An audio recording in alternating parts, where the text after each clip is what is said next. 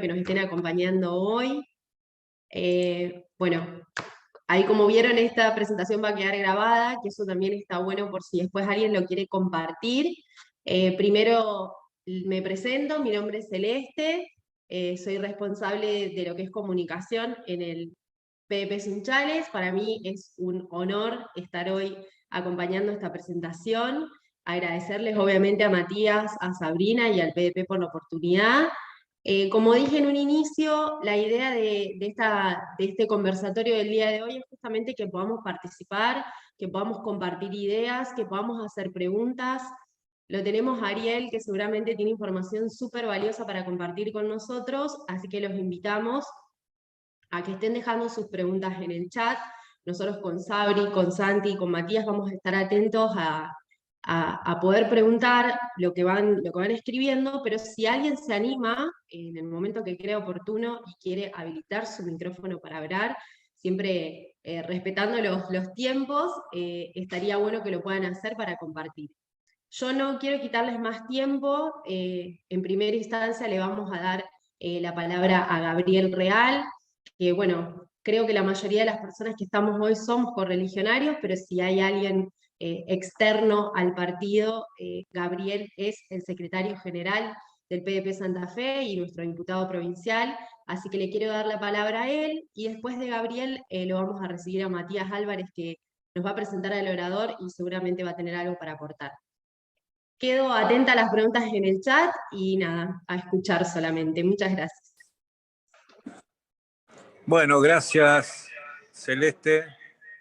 La verdad que todo lo que hace al desenvolvimiento de los partidos políticos y a de las cuestiones públicas son interesantes, pero en este caso puntual, y respondiendo a la inquietud que tenían varios correligionarios nuestros de generar un instituto de políticas públicas y de generar conversatorios que sirvan para abrir la cabeza, para aprender, para formarnos. Me parece que con esta primera charla y con Ariel, que nos va a hablar de la educación, los cambios que necesitamos en educación, me parece que estamos cumpliendo los objetivos. Digo, agradecerle al invitado, a quien va a disertar, a Guillermo Rotondo, decir que mi aspiración es lo que dije al principio, pero también que todo esto tenga una sostenibilidad, que podamos cada, no sé, una vez por mes, abrir la cabeza, traer a personas que expongan sobre las cuestiones que están en discusión, y por supuesto también agradecer a todos los demás participantes que están enganchados en el chat y que seguramente va a ser provechoso para todos. Así que ese es mi saludo como secretario general del Partido Demócrata Progresista. Gracias a todos.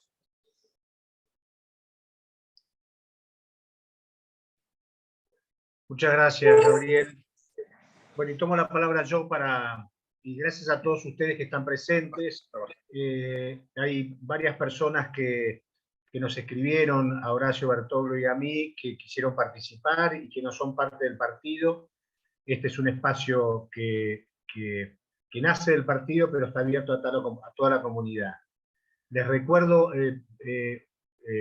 asentando y ratificando lo que les comentó Celeste, que tengan en cuenta que es un conversatorio, con lo cual, y lo que nos expresó Ariel, es esta posibilidad de generar un diálogo, ¿sí? De preguntas, de repreguntas, de alguna reflexión, que la pueden escribir, o también pueden levantar la mano y poder hablar. La presentación de Ariel va a ser muy breve, y no va a estar dado en su currículum, sino en dos aspectos que a mí me motivaron cuando lo conocí y cuando lo convocamos a esta exposición Ariel. Una de las cosas que a mí siempre me genera alguna persona que admiro, que representa algo, que yo tengo alguna mirada particular, que me despierta curiosidad, me pongo a pensar que seguramente la trayectoria escolar y de formación de esa persona fue prolija, fue cumpliendo en otros años, seguramente con buenas calificaciones, y fue un buen alumno. Y después me pongo a indagar un poco más y me doy cuenta que no necesariamente fue así. Y otro aspecto que relaciono a esta idea es la tristeza que a mí al menos me genera, y creo que a todos, el problema de los niños y niñas que dejan la escuela. O sea, la repitencia que lleva a abandonar la escuela o el abandono directamente en la escuela.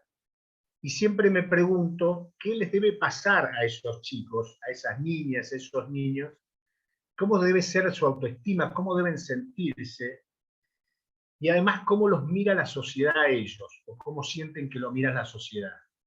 ¿Y por qué uno estos dos pensamientos o estas dos reflexiones? Porque Ariel hizo un proceso de escolaridad, podemos decir, inusual o no usual. Y por otro lado, tomó esta bandera, yo creo que, por supuesto, con una capacidad enorme, con una voluntad y con una decisión, creando un programa que lo llevó a cabo con la valentía de salir del estándar, que lo llevó a cabo en la escuela donde él es rector, es director, y logró esto, que todos los chicos estuvieran dentro de la escuela. O sea, llevó a un alto grado de abandono escolar, lo llevó a cero, anuló la repitencia y todos los chicos, hoy por hoy, en la escuela José Manuel Estrada de Santa Teresa, disfrutan de esa etapa de crecimiento y de conocimiento. Bueno, de esta manera lo presento a Ariel Rotondo, que es un gusto y una satisfacción, Ariel, que estés acá. Bueno, gracias Matías por la presentación. Sí, agregando un pequeño párrafo nada más a lo de Matías, creo que es precisamente esa trayectoria, si se quiere, discontinuada, que después, si a alguno de ustedes les interesa, puedo ahondar brevemente, pero digo, creo que esa trayectoria discontinuada en mi proceso de escolarización, si se quiere, tradicional, de jardín, primaria y secundaria, me llevó a empezar a repensar algunas cuestiones del sistema educativo que dejaba de lado a muchos de nuestros jóvenes y adolescentes, especialmente, que están transitando la educación secundaria y todavía los dejan en el camino. Agradecer profundamente al Instituto Políticas Públicas del PDP, poder inaugurar también este espacio. Espero que sea de aquí en adelante un espacio que tenga presencia y continuidad. Y una cuestión previa, simplemente que yo voy a hacer la presentación desde mi pantalla, lo que significa que para que ustedes puedan leer lo que está escrito, lo pongan a la vista del hablante. Entonces, mientras esté exponiendo yo, van a poder ver el texto de mi imagen, en mi imagen. Esa es la cuestión técnica. Y una pequeña también, que quiero ser breve en casi todas mis exposiciones, si puedo, porque me gusta hablar mucho, ustedes me frenarán con las preguntas. Quiero mostrarles de alguna manera lo que es nuestra escuela, dónde estoy, qué es lo que hago, desde cuándo, etc. Yo estuve como docente estoy en la docencia del año 91, pero bueno, comencé mi carrera docente en el año 2001, en realidad, cuando tuve mi primer titularización en esta escuela, precisamente donde hoy soy director. La primera imagen que tuve cuando entré a esta escuela, de un pueblo diferente al que yo nací y viví hasta ese momento, que es Máximo Paz, aquí al sur de la provincia. La primera vez que entré a esta escuela en Santa Teresa, cuando pasé la puerta, sin ser todavía docente, dije: yo quiero ser director de esta escuela. Había algo que me había traído ahí y bueno, creo que también ese tipo de movilizaciones y ponerse horizontes y objetivos, aunque sean a veces solamente producto de la imaginación, es importante, porque movilizan hacia un objetivo que a veces es común, como formar la familia y progresar y continuar. Y digo que es lo que auguro para este ciclo de encuentros del Instituto de Políticas Públicas. Santa Teresa, a 15 kilómetros de mi Máximo Paz natal, me acogió en los años fines de los 90, en 2001 ingresé en esta escuela como docente de informática y, como digo, mi objetivo siempre fue ser director de esa escuela. También estuve como docente por esas cosas del destino. Estamos hablando, repito, del año 2001, para que ustedes vean la ubicación temporal, que es importante también en esto. También era docente en una escuela en la provincia de Buenos Aires, en el Socorro, a 40 kilómetros de Santa Teresa. En el año 2001 se me dieron estos dos trabajos paralelos de docente de informática, que era mi especialidad en ese momento. Pasaron 10 años cuando me ofrecieron, por cuestiones del azar también, después de un director que había estado más de 40 años en la escuela, después de una directora que estuvo 2 años y medio y se jubiló, me ofrecen la dirección de la escuela. Imagínense ustedes, habían pasado solamente 10 años. Entonces, en esa escuela que yo había soñado, había cosas que no eran las que uno esperaba. Entonces, lo primero que tenía que ver es que esa visión del directivo, del que está en la gestión, que no es la misma que la del docente. Yo siempre tengo la imagen del libro El nombre de la rosa. El libro es mucho mejor que la película, a pesar que la película también es muy emocionante. Pero la verdad es que cuando Guillermo de Baskerville y de Melk no podían encontrar la lógica de la biblioteca para descubrir la causa de los horrendos crímenes de la abadía, recorren una noche, una tardecita, recorren la torre donde estaba ubicada la biblioteca. Y lo que ellos descubrieron es la lógica interna desde afuera. Entonces creo que ese pasaje que volví a releer el día que fui seleccionado como director, creo que fue el secreto de todo lo que después hice. Eso de poder ver desde afuera la lógica interna de una comunidad como una escuela. Esto que parece una estupidez, en realidad es lo más importante que puede pasar, porque nos permite a nosotros alejarnos y ver la realidad más allá del lugar donde estamos metidos. Que a veces nos enceguece, nos encuadra, como un aula con 4 paredes donde están todos uno atrás de otro, nos encuadra, nos enmarca, nos hace perder un montón de cuestiones que son realmente lo que está pasando a veces delante de nuestros análisis. Entonces entré en esta escuela, única escuela de la localidad, 130 alumnos en ese momento, una comunidad de 3.200 habitantes, rural, como cualquier otra de estas que están separadas en 15, 20 kilómetros una localidad de otra. Seguramente Gabriel también la conocerá, y muchos de ustedes conocerán ese tipo, no sé si Santa Teresa, pero sí ese tipo de localidades donde hay escuelas que principalmente tienen una tradición muy, muy acentuada.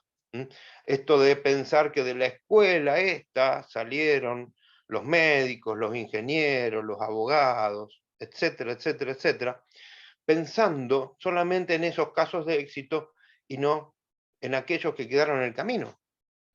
Entonces, esta fue la primera visión que yo tuve, verlo desde afuera, no desde el éxito de dentro, sino verlo de afuera, y empezar un trabajo de hormiga, si se quiere, que comencé el primer día que entré a la escuela, empezando a analizar, a documentar cómo eran, quiénes eran, qué esperaban los estudiantes y los docentes de ese momento en la escuela, del primer momento que entré. Yo les voy a mostrar más adelante algunos gráficos para que hoy para que ahora en este momento no nos interrumpan, pero realmente la primera fotografía que tomé en ese año 2010 era que solamente 4 de cada 10 chicos terminaban la secundaria, otros 4 terminaban pero no obtenían el título, y 3 abandonaban. O sea que solamente 4 terminaban en tiempo y forma la educación secundaria. Estos números que a veces parecen horrorosos son los números que incluso hoy se manejan en el país. Hoy estamos hablando del 50%, la mitad de los chicos están terminando secundaria. En realidad nadie lo sabe, en la ciencia cierta, pero pareciera que los números dieran eso. Yo no los puedo asegurar, ni por más ni por menos. Pero lo importante es que nosotros empezamos a analizar esto, y digo nosotros aquí porque en este camino, que fueron 5 años de proceso de aprendizaje del lugar en donde estamos, de recorrer la abadía por afuera, en estos 5 años fui identificando algunos cómplices, si se quiere, cómplices o aliados estratégicos para poder llevar adelante los cambios. Aquellos docentes que eran más permeables a los cambios, que necesitaban de alguna manera y que entendían la importancia de la trayectoria de los estudiantes dentro de la escuela, que no solamente quedarse con aquellos que lograban terminar los estudios. Entonces, todo este proceso nos llevó 5 años. Ahí descubrimos no solamente que el 40% de los chicos terminaba, sino que solamente 1 de cada 7 chicos seguía una carrera que tenía que ver con la orientación de la escuela, que es Economía y Administración. También era algo muy importante. ¿Qué le estábamos enseñando a un chico de Economía y Administración para que sea un médico, para que sea un veterinario, para que sea un abogado, etcétera, etcétera? Cosas que nosotros lo habíamos experimentado en nuestra propia formación académica, y que llegamos a la universidad y nos encontramos que había un mundo totalmente diferente. Entonces estas cuestiones fueron incorporándose a un proceso de cambio que llevó 5 años de análisis. A partir de ese análisis y de poder ver un montón de gráficos, salió lo que nosotros pensamos que debían ser las características de un modelo de aprendizaje para nuestra escuela. Con una característica principal, que la escuela estaba en funcionamiento, no era una escuela nueva. No es que yo fundaba una escuela y los chicos y las familias iban a la escuela porque les gustaba el modelo, sino tenemos que transformarlo. Por eso digo, a mí me gusta mucho esto de hablar de gestor del cambio. Fuimos gestores del cambio. Cambio y transformación, creo que estas son cuestiones importantes. Y cuando hablamos cambio y transformación, hablamos de mejora continua y de un modelo que necesita de esa característica. Entonces, ¿cuáles eran estas características de nuestro modelo? Primero teníamos que entender que debía ser inclusivo, que debía incluir a todos los estudiantes más allá de las condiciones sociales, los niveles de aprendizaje que tenían, la cultura, la tradición que tenían encima y que llevaban a la escuela, y que debía ser, obviamente, universal. No solamente inclusivo en el sentido del estudiante, también inclusivo en el sentido del docente, que incluya al docente en el proceso, no que sea un actor pasivo de ese proceso de cambio y transformación de la escuela. En el segundo término, hablamos de un modelo que debía ser colaborativo, entendiendo como el sistema educativo y como el aprendizaje como la herramienta para cambiar el mundo. Entonces, si pensamos que la herramienta con la que vamos a cambiar el mundo es la educación, y por ende la escuela, sea debajo de un árbol, sea en un aula o donde sea, que podamos imaginar una escuela, si esa escuela debía transformar el mundo, debía hacerse siempre con la mirada hacia el otro. Entonces, esto de pensar, como hoy se dice, no nos salvamos solos, realmente la educación tiene que ser un proceso colaborativo.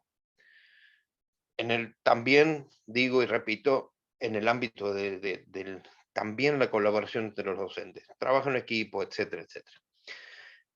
Y además, en este proceso, lo dije antes, debíamos pensar en un modelo flexible, que pueda ser cambiado permanentemente por la misma característica del modelo, no porque se cambia porque no funciona. O sea, un modelo totalmente flexible que vaya cambiando según la información que se pueda ir procesando. Entonces, en este sentido, la flexibilidad en nuestro caso fue mucho más fácil porque hemos desarrollado un sistema informático que abarca todos los niveles de la escuela, desde el nivel administrativo, el pedagógico, el contacto con la comunidad. Entonces, este sistema educativo es un sistema informático, un sistema que no solamente ofrece herramientas para analizar y cambiar, sino que ofrece herramientas para aportar transparencia. Nada puede ser cambiado hoy en día en educación cuando la educación se concibe como una caja cerrada. Esto es, pensar la educación como una corresponsabilidad comunitaria. O sea, y pensar en este caso, que a lo mejor en un momento seguramente saldrá el tema, de la obligatoriedad que se transformó a través de los años en un limitante para los aprendizajes en lugar de ser una herramienta que posibilite los aprendizajes. Entonces, yo hablo de limitantes y de una de esas limitantes es la educación. ¿Por qué? Porque en el proceso de la obligatoriedad, especialmente en el nivel medio, se produjo algo no deseado, que es que la responsabilidad de la educación recayó en la escuela, cuando en realidad lo que tendríamos que haber hecho es crear los instrumentos para que la responsabilidad sea compartida entre la escuela y la familia, y no solamente en la escuela. Los chicos que de nivel de la edad de escolarización obligatoria no son de la escuela, no son de los directores y de la comunidad educativa, son de la sociedad. Debe haber una corresponsabilidad entre la comunidad, la familia y la escuela. Esto solamente se puede lograr con transparencia. Saber lo que se hace en la escuela para otorgar la confianza necesaria para ser corresponsables en los cambios que son necesarios en los procesos educativos y que en realidad son los cambios que son necesarios para cambiar las comunidades. Y hablo de comunidades porque creo que precisamente cada una de las escuelas debe estar enfocada en cada uno de los estudiantes. Yo siempre digo, incluso en alguno de los videitos que ustedes pasaron, no sé si está ese tramo, en donde nosotros pensamos que cada chico es una escuela.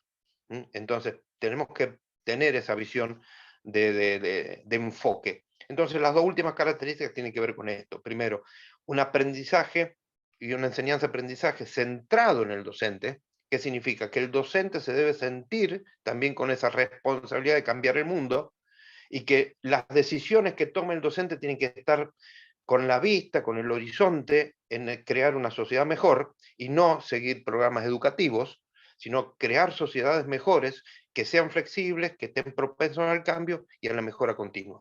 Eso es lo que debe sentir el docente, esa responsabilidad y seguir corresponsabilidad, escuela, docente, familia.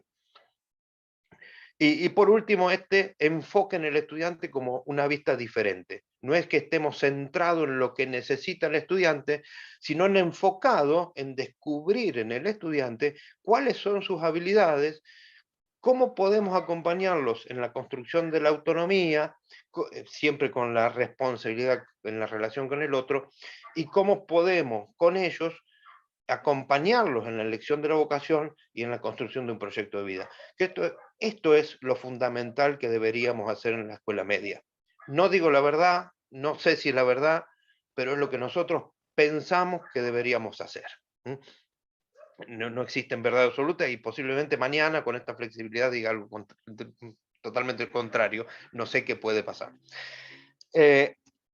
Obviamente, si queríamos hacer todos estos cambios, hay que atacar el hueso de la educación. El hueso de la educación es el sistema educativo. Si antes hablábamos de una limitante, que es la obligatoriedad que impuso una ley que creyendo que por escribir que es obligatorio la educación hasta la finalización de la educación media, se encuentra una solución a los problemas que existen, estamos equivocados. Entonces, ¿qué comenzamos a trabajar? Sobre los contenidos, sobre la organización de la escuela, los formatos de tiempo y espacio dentro de la escuela y sobre la evaluación. Entonces voy a hacer, no sé si hay alguna pregunta, quieren compartir algo, interrumpan, no hay ningún problema. Hay algunas cuestiones que son algo más de política educativa, como nosotros la entendemos, pero bueno, podemos conversarlo. Ariel, estoy Vos, atenta Celeste, al me chat. interrumpís. Sí, estoy atenta al chat si alguien quiere ir haciendo una pregunta, pero por el momento solo el comentario positivo de que es muy interesante lo que estás planteando. Bien. Así que continuamos. Gracias, Celeste. Entonces, digo, teníamos que actuar sobre la estructura misma del sistema educativo. Nosotros entendemos que más apego a un sistema educativo en lo conceptual, si se quiere, en el texto del sistema educativo, es más alejado de la realidad del mundo que nos circunda.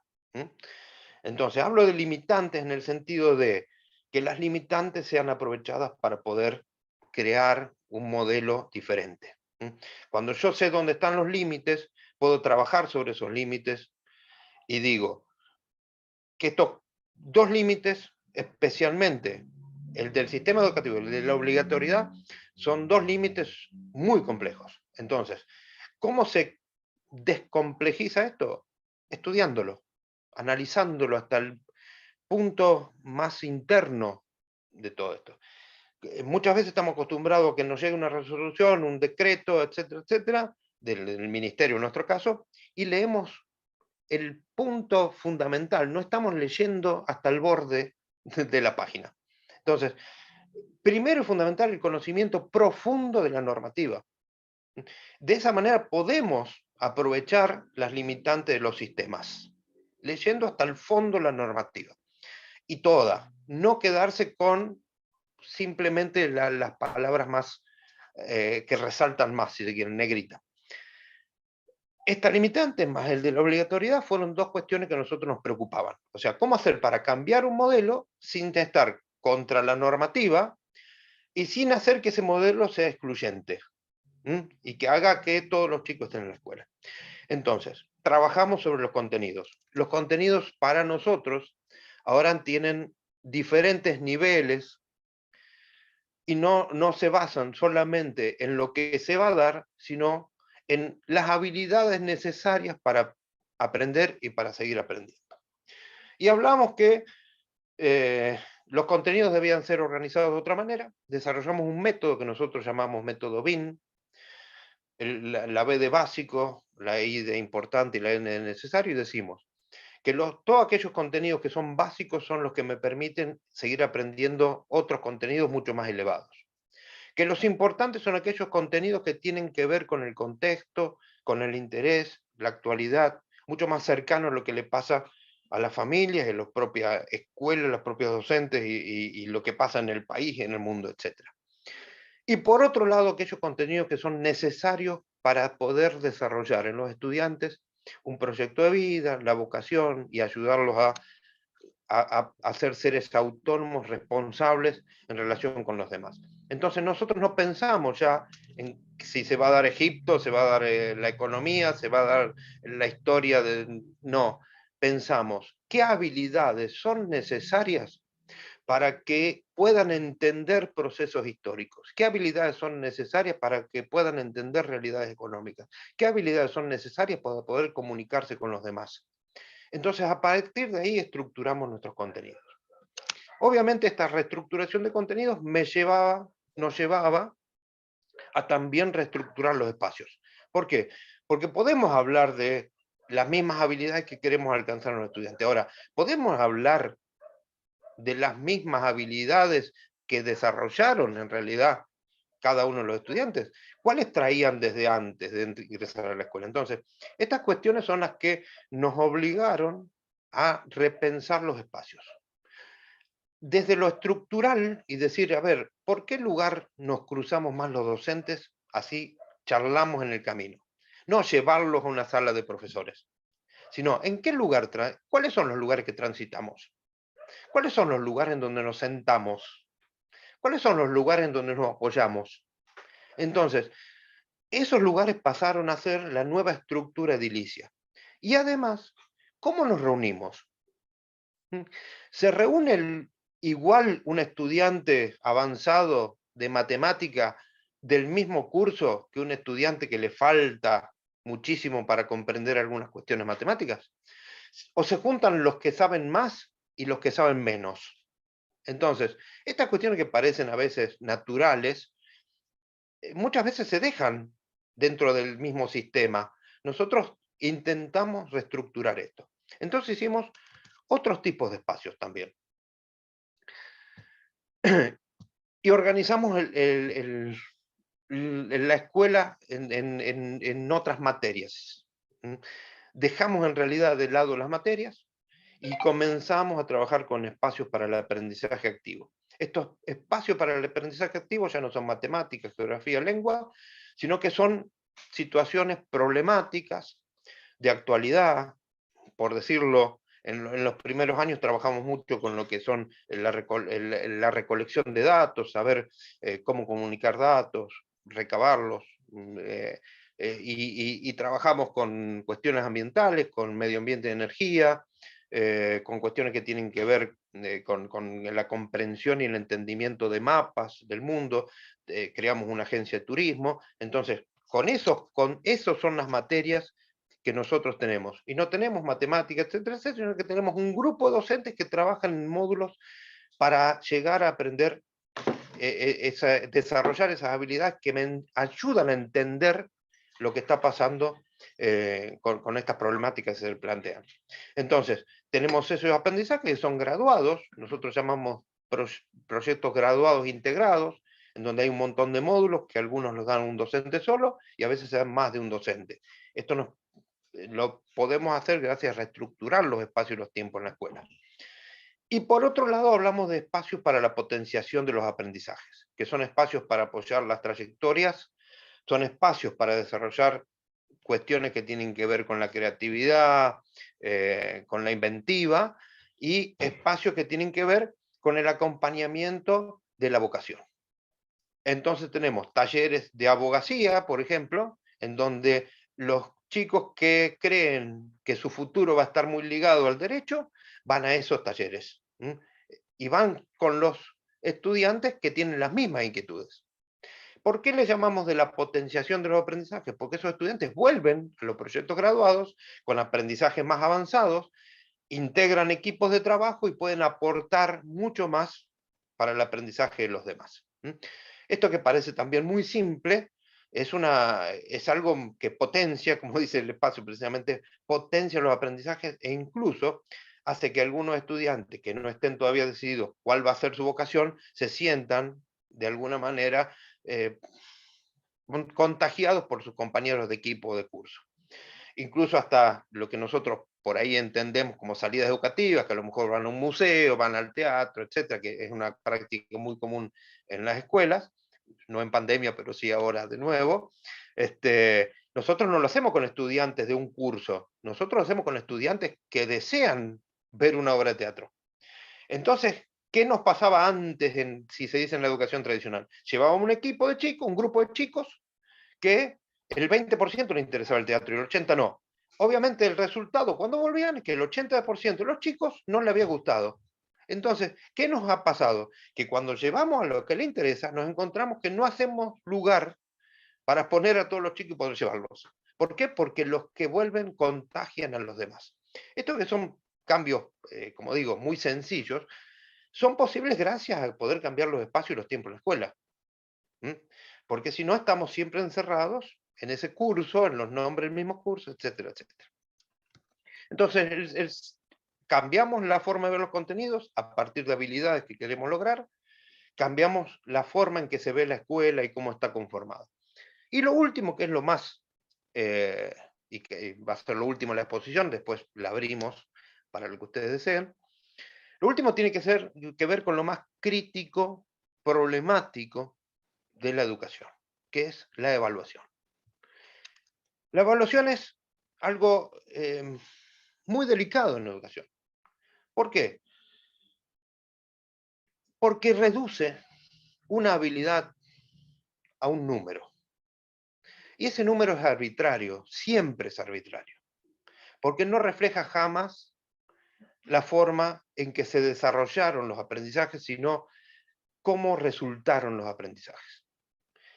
Entonces era necesario comenzar a cambiar esto. Y del trabajo colaborativo, flexible, trabajo en equipo y inclusivo de los docentes para preparar sus proyectos de trabajo, al trabajo colaborativo, inclusivo y flexible de los equipos de trabajo de los estudiantes, que nunca están solos trabajando, siempre están con un par o con un equipo según la actividad que queremos llevar adelante, pasamos a una evaluación que no podía dejar de ser flexible y colaborativa.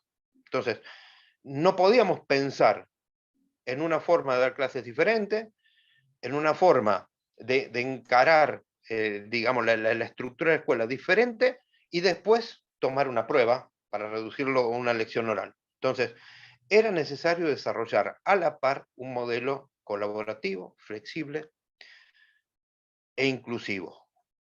Entonces desarrollamos lo que nosotros llamamos sistema integrado y permanente de evaluación y calificación por logros. Es un sistema que está ligado a un sistema informático, que es el que le comenté antes, que liga todas las actividades de la escuela, que le da transparencia, pero además que evalúa. Y todas estas estrategias de trabajo en el aula se transforman en logros de los estudiantes.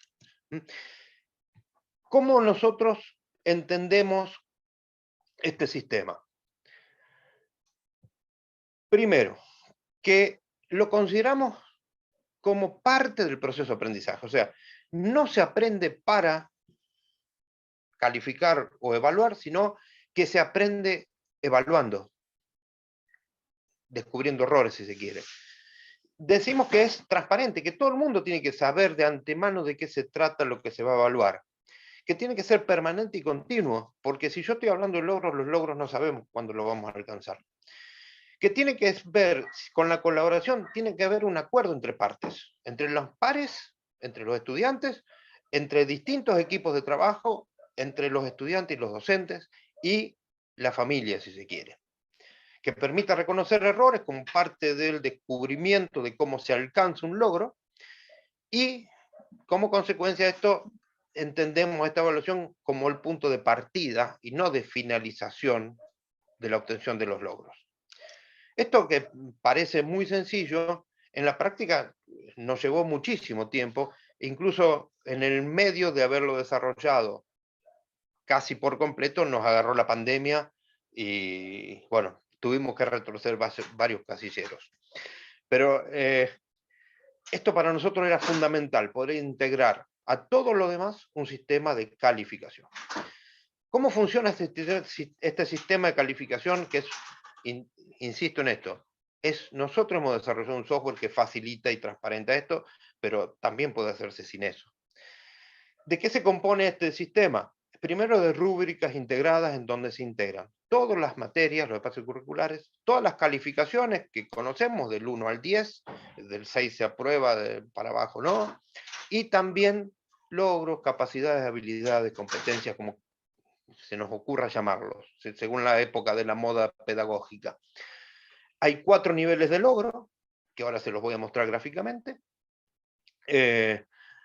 5 factores de ponderación de esos logros, donde se le da importancia a distintos logros sobre otros, y en realidad es un proceso colaborativo de poder determinar cuál es el nivel de logro al que ha alcanzado cada estudiante. Y este proceso se da primero una autoevaluación en donde cada integrante de un equipo de estudiantes exterioriza cuáles cree que fueron sus logros.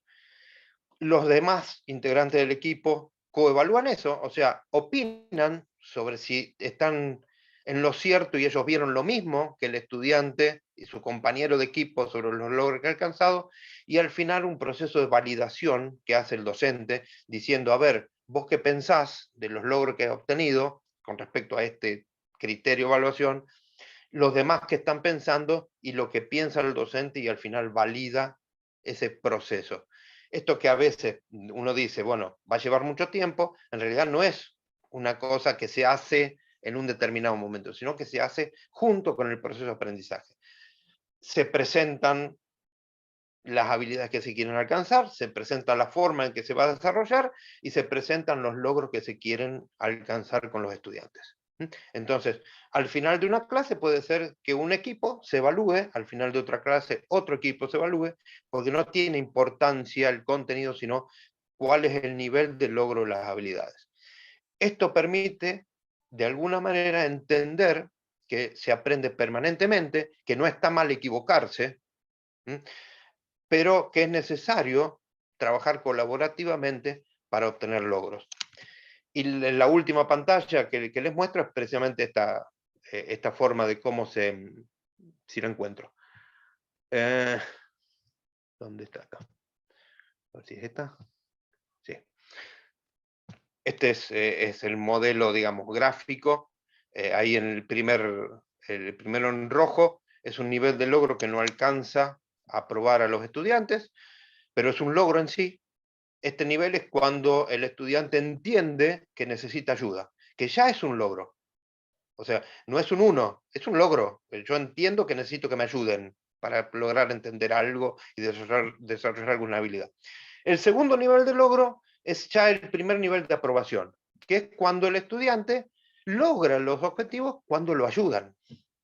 O sea, puede entender algo, pero lo están ayudando. En el tercer nivel es cuando los estudiantes pueden alcanzar los objetivos solos, por sí solos. Y el cuarto nivel, que es un 10, es cuando ese estudiante ayuda a que el que no ha alcanzado un logro inferior pueda alcanzar el logro superior. Entonces, para sacarse un 10, por decir, si queremos pasarlo al frío, el lenguaje de los números, para sacarse un 10, tengo que posibilitar que un estudiante salga del 1 y vaya al 6. Entonces, este sistema de colaboración permanente hace que los estudiantes no reprueben y que aprueben gracias a la colaboración de sus propios compañeros. ¿Dónde adquirieron esas habilidades? En el mismo trabajo del equipo, por habilidades propias de ellos o por haber participado en los espacios para la potenciación de los aprendizajes. Y cierro. Obviamente que esto se dice en no sé cuántos minutos, pero se lleva todo un proceso. Son procesos de cambio, no son cambios. O sea, no se cambia la educación, se procesa la educación. Hay que procesarla. Digo como verdad absoluta, aunque no creo que sea así. Vuelvo a decirlo. Les muestro gráficamente cómo fue la transición desde de este proceso que comenzó en 2016 y de alguna manera se frenó en el 2019, fin de 2019. Yo no puedo comparar datos con la pandemia. Sí les puedo decir que solamente un estudiante repitió y abandonó en toda la pandemia. El resto está con nosotros, pero sí. Esto era la situación con el modelo tradicional antes que empecemos este proceso de cambio. Los estudiantes que estaban en la escuela en el año 2011, el 40% había terminado en tiempo y forma, en color verde, otro 40%, 30% había terminado pero no había obtenido el título, o sea, terminó hasta el último año, quinto año, pero no obtuvo nunca el título, y el otro 30% había abandonado. Estos eran los chicos que estaban el día que yo ingresé en la dirección y propuse comenzar a procesar los cambios. El segundo gráfico me muestra a los estudiantes que convivieron con el modelo tradicional y el modelo que nosotros llamamos ahora aprendizaje basado en logros. En ese proceso de 2012 al 2015, cohortes de 2012 a 2015, o sea que terminaron en el 2019, en realidad 2020, no 2019, tenemos los datos de 2019. El 77% ya eran los chicos que terminaban en tiempo y forma, el 13% los que terminaban sin la titulación y el 10% los que abandonaban. Pensemos que convivieron los dos sistemas, o sea que muchos de ellos habían empezado ya a cortar sus trayectorias antes de que nosotros, o sea, no empezaron el primer año, a ver si es más claro. Y el tercero de los gráficos me muestra qué pasó con los estudiantes que transitaron todo el modelo de aprendizaje basado en logros. El 97% de los estudiantes terminaron en tiempo y forma y el 3% abandonó. Y el último, que es el del año 2019, que es el último que podemos tener referencias ciertas, el 100% de los chicos terminaron en tiempo y forma. Esto es todo lo que a grandes rasgos puedo contarles. Quiero resaltar esto: escuelas que necesitan procesos de cambio, que no se hacen de un día para el otro, y que creo que son situaciones que más allá que yo pueda tener mis variantes, que por algo, cuando uno habla de flexibilidad, también habla de cuál es la realidad en donde está inmersa cada escuela. O sea, no significa esto una receta, pero sí creo que las cuestiones básicas que tienen que ver con la inclusión, la colaboración y la flexibilidad, y especialmente el centro en el docente como partícipe necesario para producir cambios, enfocándose cada uno de los estudiantes, creo que son premisas fundamentales. Y emparejado a esto, lo que yo llamo las bases del espíritu de esto es transparencia, muchísima transparencia, o sea, poder abrir el sistema educativo de tal manera de que deje de transformarse en un sistema y se convierta en un cambio permanente, ¿sí? O sea, que no sea tan rígido. Y por otro lado, lo que yo llamo esta distribución del liderazgo. O sea, tenemos que entender que si el docente es el responsable de los cambios, yo tengo que otorgarle el liderazgo a él. Si el estudiante es responsable y la familia en especial, es responsable de encontrar la posibilidad de poder cambiar su realidad y la realidad que lo circunda, creo que tenemos que entregarle autonomía y darle liderazgo para que puedan realizar esos cambios. Yo creo que esto es fundamental, más allá de la mirada que se dé en lo instrumental, digamos. Si yo voy a trabajar por proyecto, por metodología de caso, lo que se me ocurra, no importa. Nosotros aplicamos todo eso porque no estamos pensando en cómo vamos a dar, sino en cómo va a ser lo mejor que podemos hacerlo para poder darlo. Y el tercer punto que me parece importante, y con esto cierro, que son las características de nuestro modelo y que me parece que son universales, es la documentación permanente. Nadie puede estar trabajando siempre sobre lo que puede venir, o sea, nadie puede estar trabajando sobre la improvisación. Hay que documentar desde lo mínimo y lo más frío, si se quiere, cuáles son las notas más comunes en los estudiantes, por qué un año son mejores en lengua y por qué son mejores en otro año son mejores en matemática, hasta cómo doy mi clase. Nosotros documentamos todos los días, cada docente documenta todos los días qué quiere enseñar y por qué lo quiere enseñar, cómo lo va a enseñar, qué va a evaluar y cómo le fue. Todos los días. ¿Para qué? Para que la próxima vez aprendamos sobre lo que hicimos. Entonces, si no aprendemos sobre bases firmes, siempre vamos a estar aprendiendo sobre lo que no existe. Y esto, cierro, ahora sí, tiene que ver con las características de los sistemas. Ronald John habla de los sistemas, especialmente los educativos, dice que para saltar de un sistema a otro hay mucha inseguridad. Ahora, ¿por qué existe inseguridad? Porque los sistemas se deshumanizan al final. Entonces, las personas que integran los sistemas se sienten más cómodos en el sistema que están antes de saltar a uno que no saben cómo va a ser. Entonces, la única manera de evitar esto es documentar y aprender sobre lo que uno documentó e hizo.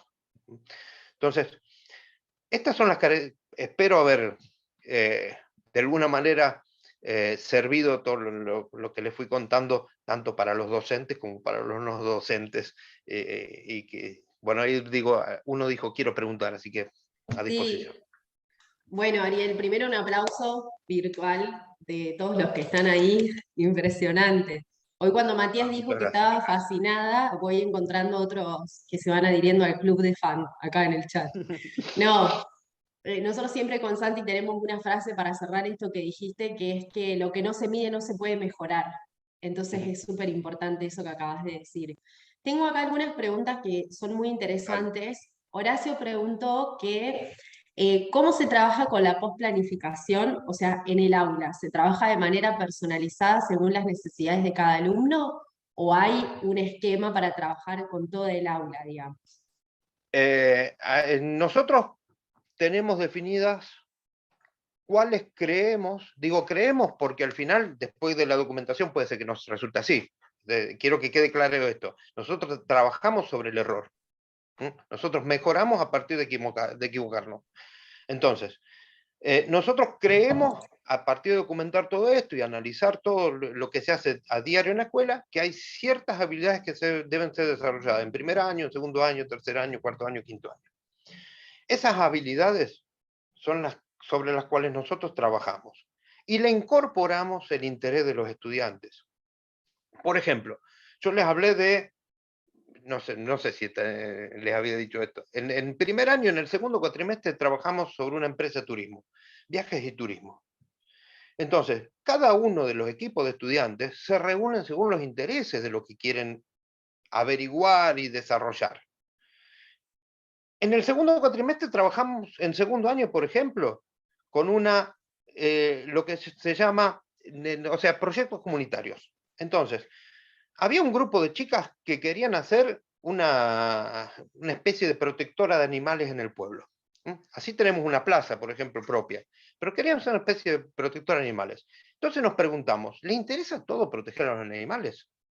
¿O les interesa que las personas, los compañeros que más se interesan, puedan demostrar su fanatismo, su pasión, poder obtener resultados con el proyecto que eso se proponen para poder contagiar a los demás? Entonces dijimos, bueno, no se va a tratar de una protectora de animales.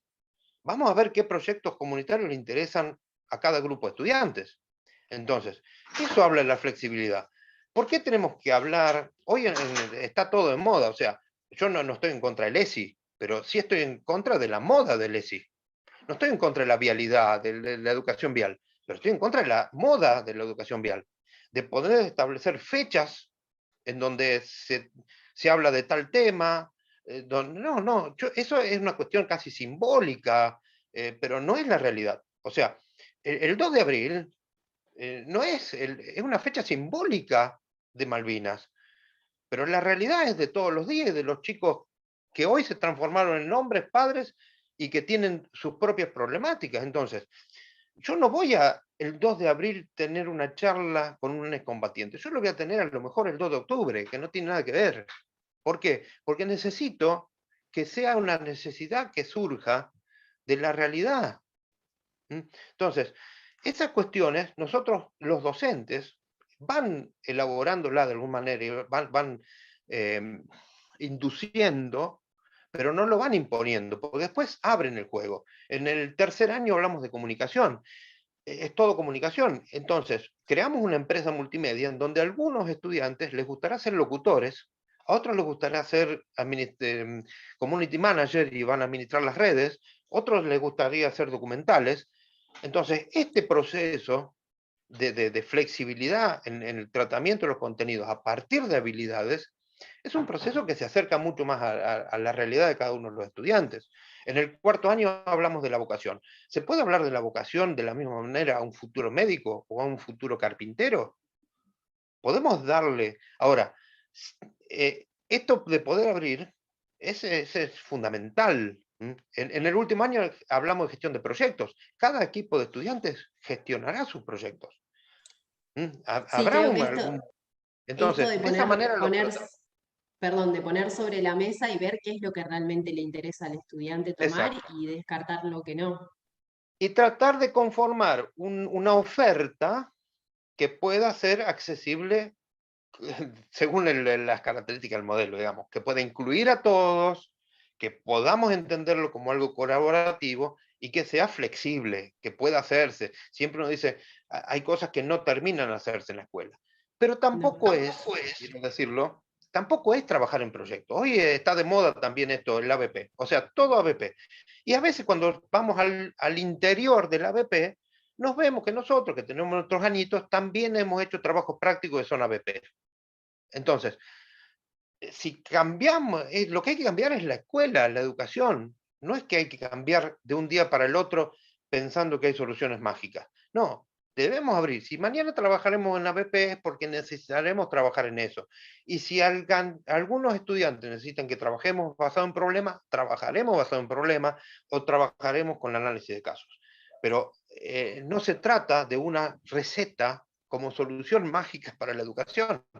Esto no, si seguimos pensando en esto, estamos perdiendo. Y Matías lo dijo al principio en la charla privada. Hemos retrocedido muchísimo en esto. La pandemia nos hizo retroceder. Lo que era una oportunidad se transformó en un impedimento. ¿Por qué? Porque pasamos a pensar de la importancia de la escolarización a casi la aulificación. O sea, que el estudiante esté dentro del aula y nos preocupamos por el barbijo. ¿Por qué no lo sacamos a la calle y le sacamos el barbijo? No nos preocupemos por el barbijo, preocupémonos por encontrar las formas para que los estudiantes no usen el barbijo. Esa es la única forma de sacarlo del aula. Entonces, transformemos la aulificación, transformemos la escolarización en un proceso de cambio permanente y de mejora continua. Es la única manera de hacerlo. Y ya que está, cierro también, se darán cuenta que me apasiono cuando hablo y hablo mucho, hablo de las otras dos limitantes. Hablamos de una limitante que es el sistema educativo, una limitante que es la obligatoriedad. La otra limitante son los recursos. No hace falta tener más recursos, sino saber cómo se optimizan. No hace falta tener 1 hora más de clase por día. Yo tengo 5 gallinas, y tengo 6, me dan un huevo por día, me da 6. No cambió absolutamente nada. No, tengo una gallina y un huevo más. No pasó nada, no cambié absolutamente nada. Y perdón que compare las gallinas con los estudiantes, pero realmente estamos haciendo eso cuando pensamos. No lo estoy haciendo yo, lo estoy diciendo qué es lo que pasa. Hay que empezar a optimizar recursos. No hace falta una computadora en la escuela. Aunque ustedes me digan, sí, sería mejor. Sí, sería mejor. Ahora, si no solucionamos los problemas de base de la educación, podemos tener, pero Microsoft en la escuela, podemos tener los servidores de Google en la escuela, no va a cambiar absolutamente nada. Absolutamente nada, porque lo que tenemos que cambiar son las pequeñas realidades donde estamos. Cuando una Ariel, familia manda a su hijo a la escuela pensando que quiere sacarlo de su lugar y que se vaya a otro lugar, porque acá es una villa y la va a pasar mal, entonces que sea médico y que se vaya a una ciudad mucho mejor, a otro barrio mucho mejor, estamos desaprovechando la oportunidad histórica que nos da la educación, que es transformar el lugar en donde estamos. De eso se trata la educación. Entonces, el otro limitante es la formación de los docentes. Los docentes tienen que ser formados en autonomía y libertad, de ser en la responsabilidad de que su acción es la que va a cambiar el mundo, aunque no lo haga. Pero tiene que pensar, como yo pensé ese día que entré a la escuela, que iba a ser director de la escuela, sin saber si eso era verdad. Y si al fin fue, pero fue gracias a mis sueños. Entonces, no podemos tener a un estudiante que lo único que piense es irse del lugar en donde está porque no le gusta, porque no va a tener oportunidades, ¿por qué? Sino que lo que tengo que hacer es crear esa conciencia de cambio permanente de la realidad en que vivimos. Y es la misma necesidad que tiene un estudiante de Pilar, de barrio privado de Pilar, y es la misma que tiene un estudiante de una villa de emergencia. Es la misma necesidad, es de mejorar la sociedad en la que está. Ariel, Ariel, acá tengo una pregunta que tiene que ver con si han tenido algún tipo de resistencia o de trabas de parte del ministerio, por ejemplo. Tiene dos respuestas. Una es sí y otra es no. O sea, así de simple. Digo, no porque jamás pensamos que lo que nosotros estábamos haciendo era fuera de la normativa. O sea, que lo hicimos sin decirlo. Sí que no es lo mismo decir que lo apoyamos que apoyarnos. O sea, hay un proceso de decisión política y de oportunidad que creo, o sea, yo les digo esto que es anecdótico y que no tiene ninguna importancia si se quiere, pero yo estuve sentado en la mesa de Mirta Legrand. Estuve hablando con la Nata, estuve en los principales programas de la TV pública. Me entrevistaron todos los medios del país. Fui a Finlandia a estudiar el sistema educativo de Finlandia, el de Estonia y el de Alemania, pagado por la Bolsa de Comercio. No hubo una sola consulta oficial del Ministerio de Educación. Entonces, digo, era una oportunidad histórica de instalar la discusión de la educación a nivel país. Tuvimos 2 tapas de Clarín en menos de un año. Nuestra escuela tuvo 2 tapas de Clarín, tapas de La Capital, tapas de los principales medios gráficos, televisivos y radiales. Participé en todas las conferencias más importantes del país.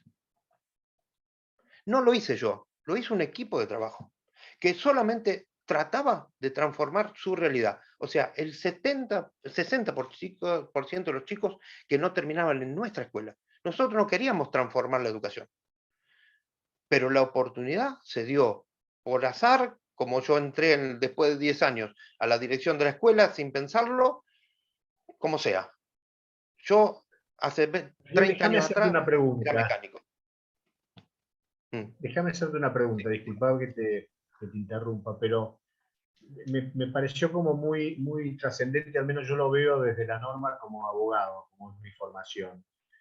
Y creo que dijiste algo muy, a mi modo, muy trascendente. O sea, es una reflexión y una pregunta al mismo tiempo, o una afirmación. Vos hablaste que la norma limita, pero no impide. O sea, ¿por qué digo esto? Porque muchas veces nos encontramos como docentes que nos vemos, que creemos que no podemos hacer los cambios, ¿no? Y siempre acudimos a algo como externo, ¿no? Entonces, y no podemos porque viste cómo es la normativa, porque viste cómo es. Entonces, lo pongo como una reflexión que a mí me pareció, porque un poco yo intento transmitir en mi trabajo, de que lo que no está prohibido está permitido. Con lo cual, muchas veces nos limitamos y decimos esto no se puede. Generalmente se puede todo lo que está bien. Y él quería, era una pregunta con afirmación, mejor dicho, pero ese es el recorrido, con lo cual vos no viste ningún impedimento normativo en este desarrollo. Por eso, Matías, yo hablo de estas limitantes, que las limitantes las tenemos que transformar en oportunidades. ¿Puedo hacer un aporte? No podemos limitar, ya te doy, Juliana, no sé si Celeste te va a dar, no yo. Digo, cuando nosotros entendemos el verdadero significante, lo que yo llamo limitantes, significa también, o sea, yo tengo un límite. Ahora, ¿dónde existe ese límite? ¿Cuál es el límite de la normativa del sistema educativo? ¿Dónde existe? ¿Dónde está escrito ese límite? En la misma normativa. Entonces, no es la que yo hago, ni la que hace el que me comunica la normativa, sino lo hace el entendimiento de la normativa. Si yo hablo del limitante de la formación de los docentes, ¿qué tengo que hacer? Informar a los docentes. O sea, si no lo forma el sistema, si en un profesorado no se forma como uno le pareciera que necesita estar formado, bueno, yo tengo que crear las herramientas para formarlo. Si la obligatoriedad se transforma solamente en que el chico vaya a la escuela, como digo, y hoy peor que nunca en la aulificación de los estudiantes. Entonces, ¿qué tengo que hacer? Y tratar de que la obligatoriedad no se transforme, no sea eso, sino que sea una corresponsabilidad con la familia. Entonces, ¿cómo puedo hacerlo? Con transparencia, por ejemplo, con un montón de otras herramientas, pero la transparencia es una. Y si yo hablo de los recursos, yo no puedo estar diciendo permanentemente, pero no tengo plata para, pero no tengo para, no, hago con lo que tengo. Y si tengo que romper paredes, yo he roto paredes en la escuela, entonces tengo menos paredes que antes, no tengo más. Yo no pedí que me pongan paredes, pedí que me las saquen. Y si hoy no hay internet, yo no pido que me den internet. Digo, ¿cómo hago para dar una clase sin internet? Si me falta una pelota, no digo, denme una pelota. Digo, ¿cómo hago para dar clases sin una pelota? Entonces, si nosotros estamos acostumbrados a pedir cosas, o que nos den cosas que no necesitamos, como ha pasado en esta pandemia, que nosotros necesitamos confianza en nosotros, nada más, algo simbólico, simple, era una palabra de aliento en cada uno de los docentes y los que estábamos en la gestión de las escuelas, solamente necesitábamos eso, que nos entiendan, que nos comprendan, que nos escuchen, nos empezaron a dar alcohol por la cabeza. No queríamos alcohol, el alcohol lo conseguimos. Y si no damos la clase distanciado 10 metros cada uno, qué sé yo, no sé. Pero necesitamos confianza nada más. Lo único que necesitamos es lo menos que nos dieron. Entonces, cuando nosotros entendemos que estas limitantes son oportunidades, las escuelas no tienen límite, el aprendizaje no tiene límite y el proceso de cambio no se termina. Los procesos de cambio y mejora continua no se saben cuándo empiezan, pero no terminan. Menos se sabe cuándo terminan. Ariel, perdón que te interrumpa. Quiero que Julia haga su aporte y hacerte una pregunta que dejó Andrés en el chat que me parece también bastante interesante. Así que, Juli, si querés hablar, tenés el micrófono habilitado. Disculpa Bueno, siempre por hablar tanto. no. Yo soy igual. Bueno, en realidad te felicito porque pudiste llevar adelante un cambio que es lo que proponemos de muchas escuelas. Ujú. Que esto es interesante. Coincido plenamente en el tema de escribir lo que nos va pasando, porque esa escritura nos permite demostrar por qué estos cambios son posibles. Documentar eso es importantísimo. A mí me quedan un montón de dudas, porque en realidad en las escuelas que dependíamos, yo me jubilé hace un año, así que tengo 30 y pico de años de docencia, en una escuela que también, si bien es una escuela pública, de gestión pública 100%, es una escuela que viene de una escuela de comercio y pasa a la provincia, es una escuela que ha sido pionera en muchas situaciones. Y nosotros, si bien no llegamos a hacer el proyecto que ustedes hicieron, nosotros éramos una escuela con la directora que teníamos hasta el 2011, una escuela que trabajábamos mucho en proyectos y que si había que ir a la mañana, íbamos y teníamos, digamos, ese compromiso. Ahora bien, yo desearía que todas las escuelas fuesen como tu escuela, Ariel, realmente. El Nuestra. tema ¿cuál es? ¿No? Como la escuela que ustedes tienen. Pero, ¿cuál es la limitante que tenemos? Y qué es una limitante que no podemos solucionar. Nosotros tenemos docentes que son docentes taxi. Entonces, cuando vos querés hacer una propuesta más amplia, yo ahora estoy en la Secretaría de Género de la comuna de Melingüey. Y el otro día les propuse a la directora, con la que tengo la mejor relación, bueno, que los chicos vayan a la mañana. Pero la directora, el límite que tiene es la realidad con la que cuenta. ¿Cuál es esa realidad? Que bueno, una o dos podían acompañar el artículo 30, el otro. Y otra limitante es que cuando vos sos una escuela de gestión netamente pública, las supervisoras están ahí al pie del cañón y te dan y no te pueden. A ver, nosotros también fuimos nota nacional, internacionalmente, tenemos un documental de la Escuela de Melingüey que tiene que ver con todo un trabajo, y ese trabajo fue un trabajo de años, ¿no? Lo pudimos obtener en el 2010, pero es un trabajo de proyecto de años, donde todos trabajábamos. Yo hoy por hoy, la limitante más grande que veo es que al Estado no le interesa la educación, porque en realidad lo que entiendo es que para poder hacer lo que vos hiciste, tenemos que volver a lo que era el proyecto 13, yo participé en la escuela de Firmat, como proyecto 13, para volver a eso tenés que hacer que el docente esté en una sola escuela, que no vaya de una escuela. Y eso necesita sí o sí una decisión política. Gaby, si estás ahí, si escuchás, necesitamos eso, ¿no?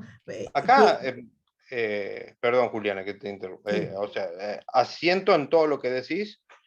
Acá una de las grandes logros de la educación, si queremos como marcarlo como logro, entre comillas, es la titulación docente. La Sí, por titulación supuesto. docente fue el peor enemigo de la autonomía en las escuelas. Sí.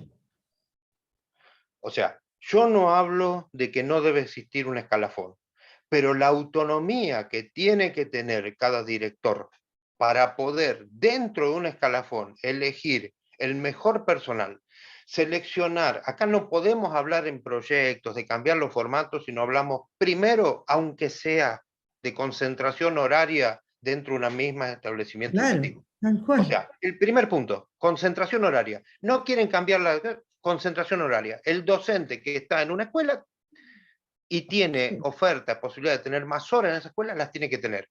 Segundo, otra de las victorias es la informatización y sistematización, los famosos ID del SAR de la provincia. Otro impedimento, que encasillan a cada docente en un curso, en una hora, en una materia.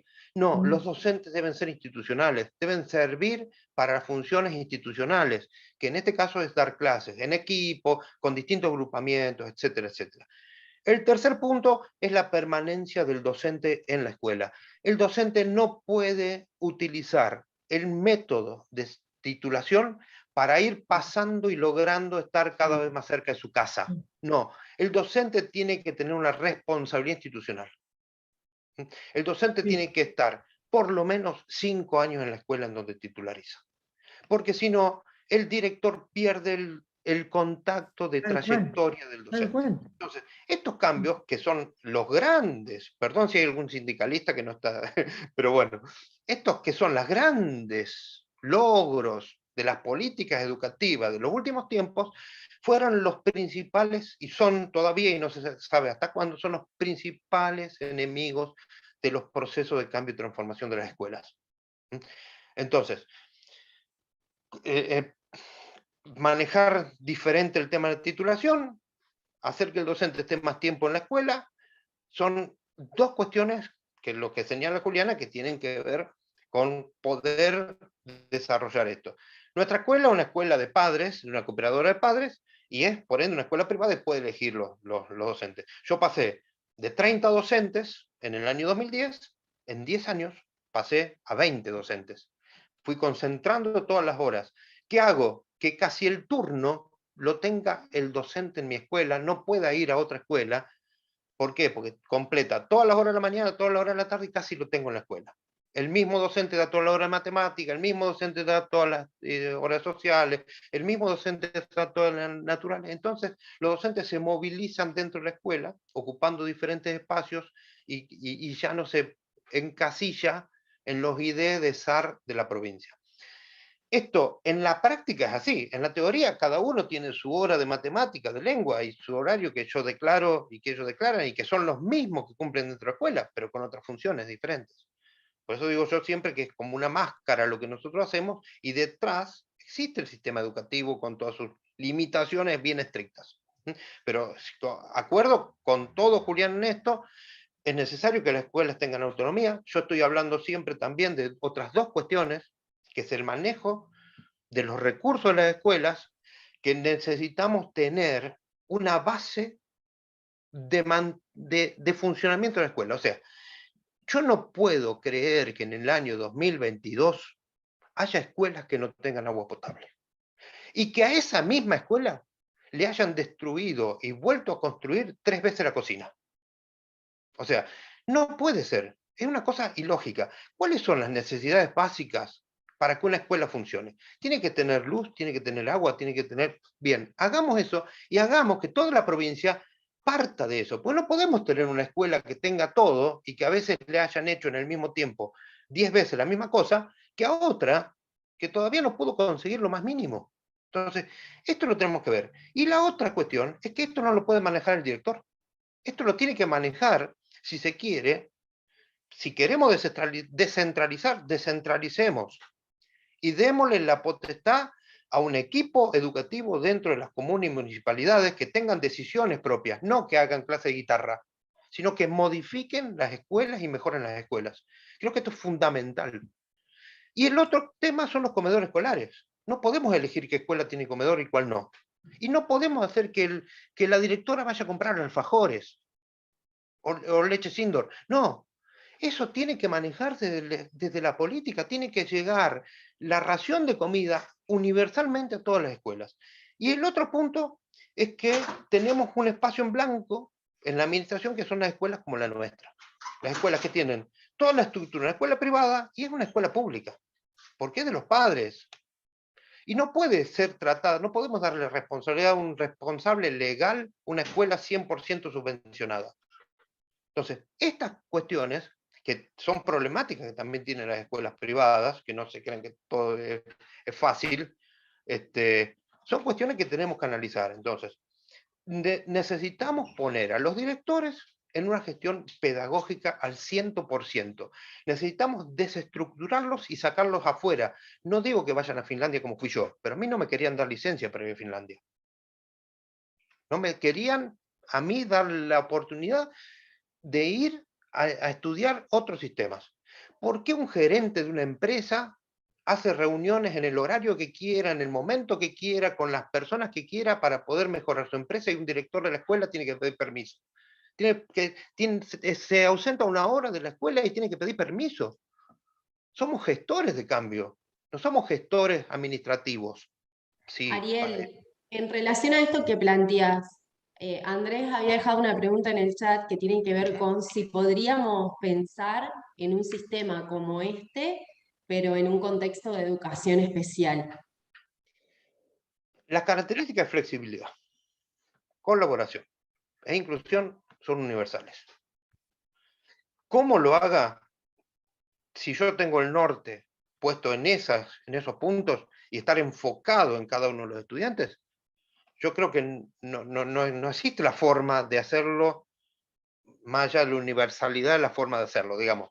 Existe un montón de formas, pero no puedo dejar eso. Ahora, que todo esto que estamos diciendo y que abrió la discusión Juliana, que son necesarias también para darle esa autonomía y responsabilidad para poder gestionar una escuela a un director y además libertad y autonomía para que los docentes gestionen su aula, siempre pensando que nosotros somos esos gestores para cambiar el mundo y poder hacer de los sistemas lugares de seguridad y no de miedo y de interiorización, de meterse dentro del sistema, sino entender el sistema como una herramienta para organizarnos simplemente y para poder acordar objetivos universales, si se quiere. Creo que eso es fundamental hoy. Hoy la educación no funciona porque la quieren controlar. Entonces, ¿por qué la quieren controlar? Porque están descontroladas por las propias decisiones. Entonces, lo que vamos a seguir es descontrolándola más. O sea, porque estamos pensando que, digo, poniendo una hora más, o como en la provincia de Buenos Aires, del 1 al 4, del 4 al 7, del 6 al 8, eso no tiene ninguna importancia. El título mismo es un impedimento. ¿Para qué queremos hoy un título con las notas, un analítico, con nota matemática, etcétera, etcétera? Si eso no lo miran donde lo tienen que mirar, que en la universidad. ¿En qué universidad agarran el título y miran? No, vos no podés venir a esta universidad porque te sacaste un 6, tenés las peores notas en los 5 años, 6 años de biología, no podés venir acá. ¿En qué momento lo hacen? Nunca. Jamás. El título de secundaria no tiene ninguna validez. Tenemos que volver a una certificación de habilidades. Tenemos que certificar las habilidades que tienen los estudiantes. Este estudiante tiene habilidad para la oratoria. Esta habilidad que tiene tiene que ver con las cuestiones del derecho.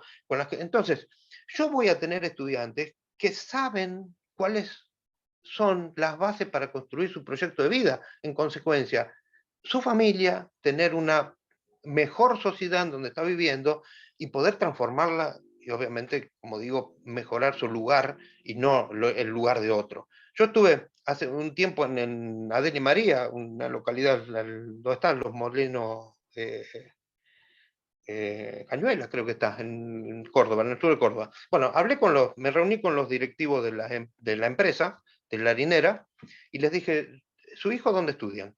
Dice, en Villa Mercedes, en la ciudad de Córdoba, en Rosario, en Buenos Aires. ¿Y qué estudian? Abogacía. ¿Y qué hacen cuando terminan? Y el mío se quedó en Buenos Aires porque... ¿Ustedes consiguen trabajadores para la empresa? Dice, no, cada vez más difícil. Sus propios hijos son los que tienen que estar acá. Si ustedes piensan que van a poner todos los recursos para que sus hijos se vayan del lugar en donde tienen que estar, esto es lo que está pasando. Se concentra con el 95% de la población en las principales ciudades. En las 30.000 localidades más grandes del país está el 95% de la población. En el resto está el 5%. Concentración también de las... Entonces, tenemos que pensar en las escuelas como desarrollo local. Esa es una decisión política que tenemos.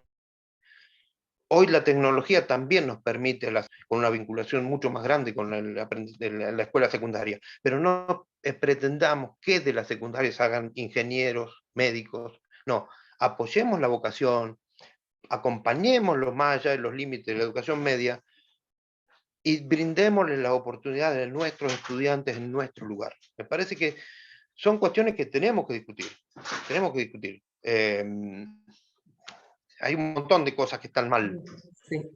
Pero porque están mal se creen que funcionan. O sea, a ver, si no nos fue peor, ¿por qué la escuela siguió funcionando? Siguió funcionando porque es la escuela. Las iglesias tampoco se cerraron a perder. Algunas ganaron adeptos, otros perdieron. son instituciones que siempre, los clubes, a no ser que alguien haya hecho algún lío, tampoco se cierran, porque son instituciones que funcionan, funcionan por su propia esencia, pero no por eso se quiere decir que estén buenas. O sea, tenemos que empezar a transformarlas. Y además, cierro también esto, la transformación por el mismo proceso de transformación, no porque sea necesario porque anda mal, sino esto es la mejora continua, pensar en una institución como la escuela que puede mejorarse permanentemente, más allá de que me vaya bien hoy. Yo estoy recibiendo más consultas de escuelas privadas que cobran cuotas extraordinarias que de escuelas oficiales que tienen chicos con un montón de necesidades. Entonces, esto habla también de una necesidad que existe en el conjunto del sistema educativo, más allá de que sea oficial, privado, en el contexto en que esté. Bárbaro, gracias Ariel. Estamos llegando ya al límite del horario. Sé que hay un montón de gente que quisiera preguntar un montón de cosas más, pero bueno, por lo pronto agradecerte obviamente por el espacio. Creo que están todos encantados, fascinados con esto que proponés. Realmente entendemos que para el Partido Demócrata Progresista es súper importante empezar a pensar estas cuestiones.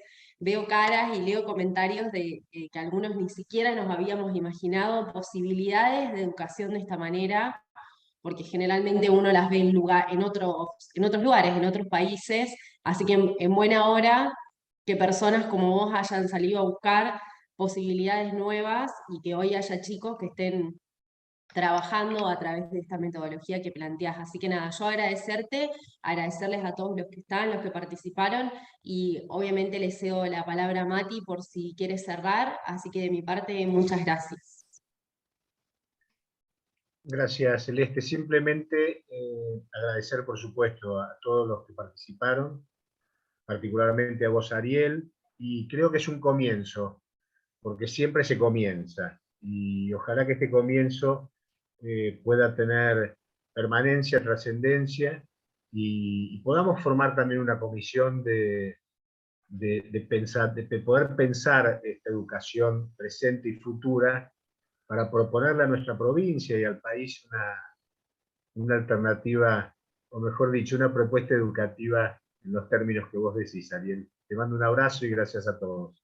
No, quiero agradecerles especialmente por el respeto, pero sí, más que eso, siempre me gusta agradecer el espacio, porque no es un espacio que se me brinda a mí como Ariel Rotondo, sino quiero que sepan, se habrán dado cuenta, pero es un trabajo de todo un equipo que nos sentimos muy comprometidos con esto, y que yo simplemente soy la cara visible en muchos de los casos, pero simplemente eso, pero atrás hay todo un compromiso muy profundo que tiene un equipo de trabajo, y que precisamente se logró gracias a eso, a trabajar en equipo, a entender que somos protagonistas de los cambios y a arreglarnos con lo que tenemos, que es por donde tenemos que empezar, porque si no, no empezamos nunca.